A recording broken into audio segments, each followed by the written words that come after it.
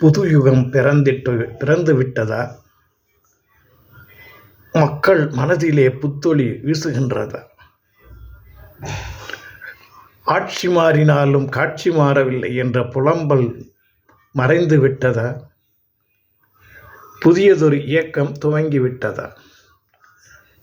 எத்தனை மாற்றங்கள் இங்கே நடந்து கொண்டிருக்கிறது. அத்தனையாலும் மனிதர்களுக்கு என்ன பலன் என்றதை உணர முடிகிறதா? இப்படி கேள்விகளை கேட்டுக்கொண்டே இருக்கிறோம். ஆனால் பொழுது புலர்கிறது, மீண்டும் இரவு வருகிறது, தொடர்ந்து பொழுது புலர்கிறது. இப்படித்தான் வாழ்க்கை ஓடுகிறதே தவிர மாற்றங்கள் ஏதாவது நாம் உணர முடிகிறதா? மாற்றத்தினாலே நமக்கு இன்று கிட்டிய பயன் என்ன என்று அறிய முடிகிறதா? எல்லாமே மாயை. எதுவுமே நமக்கு தெளிவில்லை. ஏதோ போய்கொண்டிருக்கிறோம் என்று வாழ்ந்து கொண்டிருக்கிறோம் என்று வாழ்கின்றோம். வாழ்க்கை தொடர்ந்து போராட்டமா?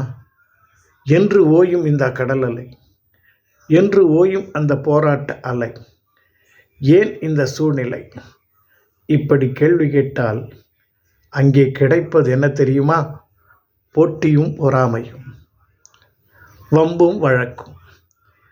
இந்த போட்டியும் பொறாமையும் வம்பும் வழக்கும் விலகிவிட்டால் அங்கே நிலவுவது அமைதியும் ஆனந்தமும். அந்த அமைதியும் ஆனந்தமும் நிலவுவதற்கு ஒவ்வொருவரும் தன்னுடைய பங்களிப்பை அளிக்க வேண்டும். நாம் சிந்தித்து செயல்படுவோம். சிந்தனைக்கு விருந்தளிப்போம். நிந்தனையை ஒதுக்கி வைப்போம். நிலையான நல்வாழ்க்கை பெற்றிட முயற்சிப்போம். அதற்கு துணையாக இருப்போருக்கு கை கொடுப்போம். வினையாக வருபவரை விரட்டி அடிப்போம்.